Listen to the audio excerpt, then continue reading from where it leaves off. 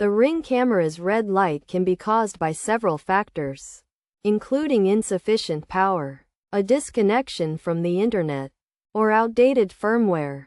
To resolve this issue, it's essential to ensure the camera is receiving adequate power.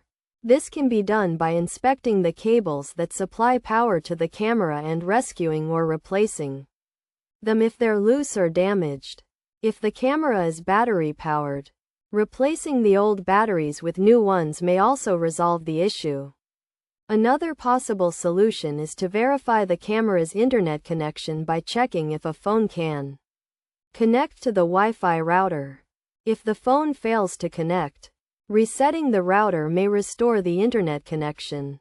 However, if the issue persists, it's necessary to contact the internet service provider to determine if there's a problem that needs to be rectified. Updating the camera's firmware is also a viable solution, which can be done by launching the Ring camera app, navigating to the settings, and checking for updates under the firmware update option. After installing any available updates, restarting the camera should resolve the issue. By following these steps, the reasons behind the Ring camera's red light can be identified and fixed, restoring the camera's proper functioning.